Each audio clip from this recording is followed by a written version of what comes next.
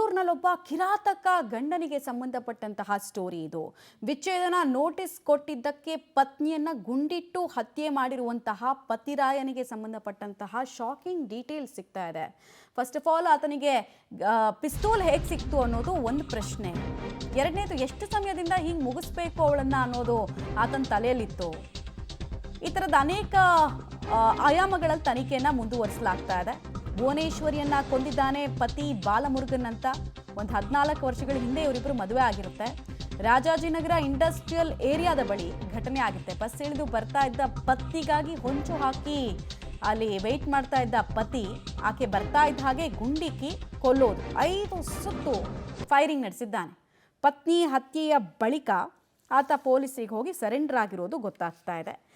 ಇವನು ಮೇಲ್ನೋಟಕ್ಕೆ ಒಂದೊಂದು ರೀಸನ್ಗಳನ್ನು ಕೊಡ್ತಾ ಇದ್ದಾನೆ, ಒಂದೊಂದ್ಸಲ ಒಂದೊಂದು ರೀಸನ್ಗಳನ್ನು ಕೊಡ್ತಾ ಇದ್ದಾನೆ. ಬಟ್ ಡಿವೋರ್ಸ್ ನೋಟಿಸ್ ಬಂದ ಮೇಲೆ ಹಿಂಗೆ ಹತ್ಯೆ ಮಾಡಿರೋದು ನೋಡ್ತಾ ಇದ್ರೆ ಪತ್ನಿಯಿಂದ ಸಿಕ್ಕಂತಹ ರಿಜೆಕ್ಷನ್ ಇವನಿಗೆ ತಡೆದುಕೊಳ್ಳೋಕ್ಕಾಗಲಿಲ್ವಾ ಅನ್ನೋದು ಒಂದು ಆಯಾಮ. ಎರಡನೇ ಡೈಮೆನ್ಷನ್ ಏನು ಅಂತ ಕೇಳಿದ್ರೆ, ಕಾಂಪನ್ಸೇಷನ್ಗೇನೋ ಆಕೆ ಹಾಕಿದ್ಲು ಅನ್ನೋ ವಿಚಾರ ಇದೆ. 5 ಲಕ್ಷ ಕೊಡಬೇಕು ತಿಂಗಳಿಗೆ ಅಂತ. ಆಕೆ ಕೂಡ ಉದ್ಯೋಗಿ ಆಗಿದ್ಲಂತೆ. ಸೊ ಇದು ಆತನನ್ನು ಇನ್ನಷ್ಟು ಕೆರಳಿಸಿತ್ತಾ, ಪ್ರಚೋದನೆಗೆ ಒಳಪಡಿಸಿತ್ತಾ ಅನ್ನೋ ಅಂಶ ಕೂಡ ಸದ್ಯಕ್ಕೆ ತನಿಖೆಗೆ ಒಳಪಡ್ತಾ ಇದೆ. ಸುಮಾರು 6:30 ಹೊತ್ತಿಗೆ ನಮ್ಮ ಮಾಗಡಿ ರೋಡ್ ಪೊಲೀಸ್ ಠಾಣಾ ವ್ಯಾಪ್ತಿಯಲ್ಲಿ ಬರ್ತಕ್ಕಂಥ ಇಂಡಸ್ಟ್ರಿಯಲ್ ಏರಿಯಾ ಅಂತ ಇದೆ. ಆ ಏರಿಯಾದಲ್ಲಿ ಒಂದು ಕೊಲೆ, ಗಂಡ ತನ್ನ ಹೆಂಡತಿನ ಕೊಲೆ ಮಾಡಿರ್ತಕ್ಕಂಥದ್ದು ಒಂದು ಘಟನೆ ನಡೆದಿದೆ. ಇದರಲ್ಲಿ ಗಂಡ ಬಂದ್ಬಿಟ್ಟು ಬಾಲಮುರುಗನ್ ಅಂತ ಹೇಳಿ ಒಬ್ಬ ಸಾಫ್ಟ್ವೇರ್ ಇಂಜಿನಿಯರ್. ಈ ಹಿಂದೆ ಒಂದು ಖಾಸಗಿ ಕಂಪ್ನಿಯಲ್ಲಿ ಕೆಲಸ ಮಾಡ್ತಾ ಇರ್ತಾನೆ. ಈಗ ಕಳೆದ ಒಂದು 4 ತಿಂಗಳಿಂದ ಆತ ಕೆಲಸಕ್ಕೆ ರಿಸೈನ್ ಮಾಡಿ ಯಾವುದೇ ಕೆಲಸ ಮಾಡ್ತಾ ಇರೋದಿಲ್ಲ. ಈತ ತನ್ನ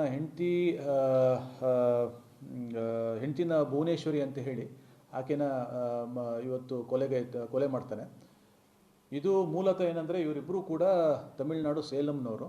2011ರಲ್ಲಿ ಇಬ್ಬರದು ಮದುವೆ ಆಗುತ್ತೆ. ಅವನೇ ಸರೆಂಡರ್ ಆಗಿರೋದ್ರಿಂದ ಕೊಲೆಯ ಮೋಟಿವ್ ಏನು ಅನ್ನೋದು ಎಕ್ಸಾಕ್ಟ್ಲಿ ಪೊಲೀಸರಿಗೆ ಗೊತ್ತಾಗಬೇಕಾಗಿದೆ. ಆಮೇಲೆ ಇವನು ಪಿಸ್ತೂಲೆಲ್ಲ ಖರೀದಿ ಮಾಡಿರೋದು ನೋಡ್ತಾ ಇದ್ರೆ ಇದು ಒಂದು ಲೈಸೆನ್ಸ್ಡಾ ಅನ್ನೋದು ಒಂದು ಪ್ರಶ್ನೆ ಬರುತ್ತೆ. ಮತ್ತೆ ಎಷ್ಟು ಸಮಯದಿಂದ ಆಕೆಯನ್ನು ಮುಗಿಸ್ಬಿಡ್ಬೇಕು ಅನ್ನೋದು ಆತನ ತಲೆನಲ್ಲಿ ಓಡಾಡ್ತಾ ಇತ್ತು. ಆಮೇಲೆ ಈ ಕೊಲೆಗೆ ಸಂಬಂಧಪಟ್ಟಂತೆ ಇನ್ಯಾರು ಆತನಿಗೆ ಸಹಾಯ ಮಾಡಿದ್ದಾರೆ, ಡೈರೆಕ್ಟ್ಲಿ ಇಂಡೈರೆಕ್ಟ್ಲಿ, ಆ ವಿಚಾರಗಳು ಕೂಡ ಆಚೆ ಬರಬೇಕು. ಅವನು ಹೇಳ್ತಾ ಇರೋದು ಫಸ್ಟು ಡಿವೋರ್ಸ್ ನೋಟಿಸನ್ನು ಕೊಟ್ಲು, ಹೀಗಾಗಿ ಹತ್ಯೆ ಮಾಡಿದೆ ಅಂತ. ಬಟ್ ಶೂಟೌಟ್ಗೆ ಬಳಸಿದ ಪಿಸ್ತೂಲ್ ಇವನ್ ಕೈಗೆ ಸಿಕ್ಕಿದ್ ಹೇಗೆ? ಸಾಫ್ಟ್ವೇರ್ ಇಂಜಿನಿಯರ್, ಉದ್ಯೋಗದಲ್ಲಿದ್ದ. ಬಟ್ ಪಿಸ್ತೂಲ್ಗೆ ಲೈಸೆನ್ಸನ್ನು ಇವನು ಇಟ್ಕೊಂಡಿದ್ನ, ಎಕ್ಸ್ಪೈರಿ ಆಗಿದೆಯಾ ಅದು ಲೈಸೆನ್ಸ್ ಇದ್ದರೆ, ಏನು ಕತೆ, ಯಾವಾಗಲಿಂದ ಯಾವ ಕಾರಣಕ್ಕೆ ಇವನಿಗೆ ಲೈಸೆನ್ಸ್ ಇಶ್ಯೂ ಆಗಿದೆ ಅದು ಕೂಡ ಇಂಪಾರ್ಟೆಂಟ್ ಆಗುತ್ತೆ. ಅಥವಾ ಅಕ್ರಮವಾಗಿ ಅಂದರೆ ಆ ಗುಂಪಿಗೆ, ಅಕ್ರಮವಾಗಿ ಪಿಸ್ತೂಲ್ ಮಾರೋರ ಗುಂಪಿಗೆ ಇವನು ಹೆಂಗೆ ಬಂದ ಸಂಪರ್ಕಕ್ಕೆ, ಈ ವಿಚಾರಗಳು ಕೂಡ ಇದೆ. ಪೊಲೀಸರಿಗೆ ಸದ್ಯಕ್ಕೆ ದೊಡ್ಡ ಸವಾಲಾಗಿದೆ.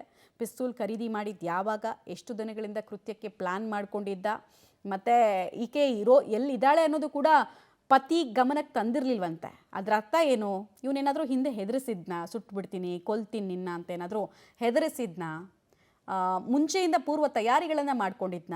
ಕೊಲೆಯ ಮೋಟಿವ್ ಕೇವಲ ಅನುಮಾನ ಮತ್ತು ರಿಜೆಕ್ಷನ್ ಅಷ್ಟೇನಾ, ಅದಕ್ಕೆ ಮೀರಿದ್ದೇನಾದರೂ ಇದೆಯಾ ಅನ್ನೋದು ಗೊತ್ತಾಗಬೇಕು.